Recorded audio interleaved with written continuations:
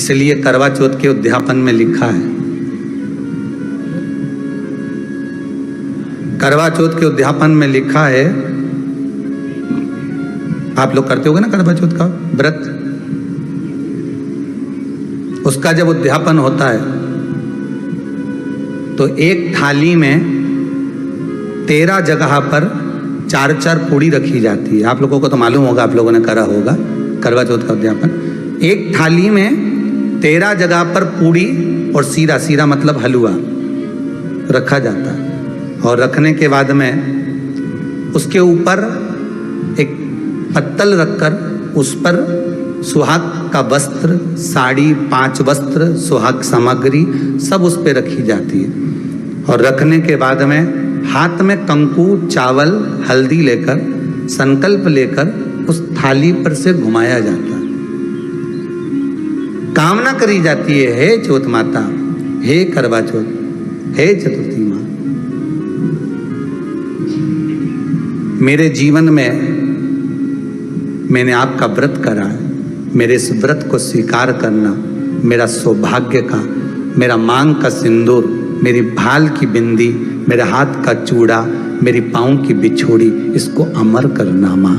और जो ये वस्त्र मैं दे रही हूँ, इस वस्त्र को मैं जो प्रदान कर रही हूँ चौथ माता, इसको स्वीकार कर कर मेरी भी चुनरी को लाल बनाए रखना।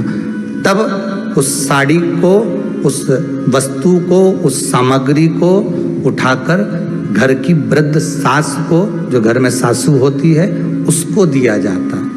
सास नहीं हो तो किसी सौभाग्यवती नारी को दिया जाता है।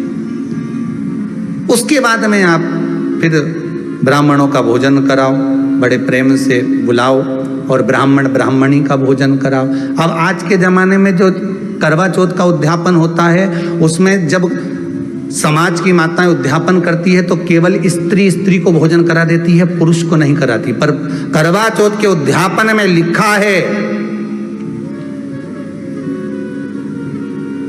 कि ब्राह्मण का भोजन होना चाहिए, उसके साथ सौभाग्यवती नारी आए, उसकी पत्नी। पर अपन ने तो सोचा कि चौथ माता का उद्यापन है तो केवल स्त्री को खिला दो, उद्यापन का पूर्ण फल मिल जाएगा। नहीं, उसका सुख नहीं है,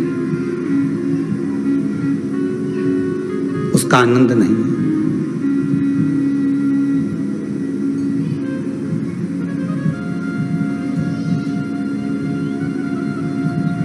और देने का भी फल है महाराज। करवा चौथ का उद्यापन करो तो भोजन करने उसको बुलाओ जो अपने घर का हो, उसको उद्यापन में नहीं गिनो।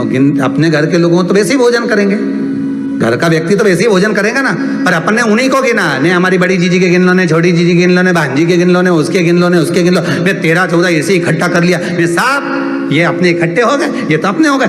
ये तो तुम उद्यापन करोगे तो घर में इनको तो जिमाना ही पड़ेगा, क्योंकि तुम्हारे रिश्तेदार हैं। दूसरे को जिमा कर जब हम दान देते हैं, दान उसको लगता है जो दूसरे को दिया गया।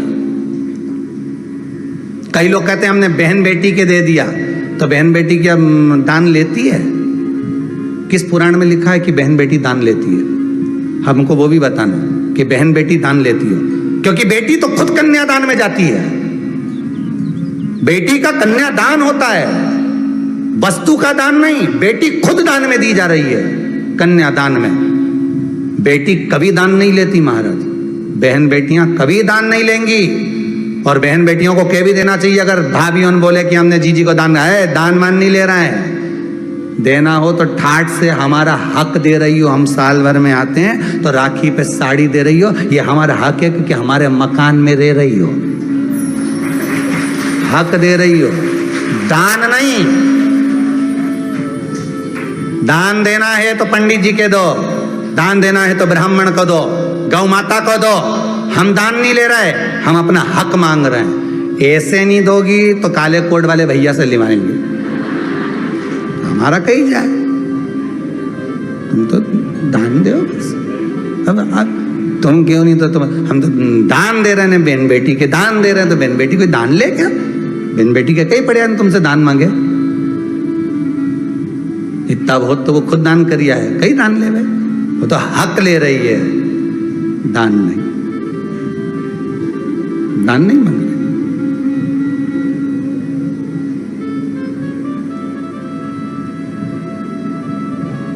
अब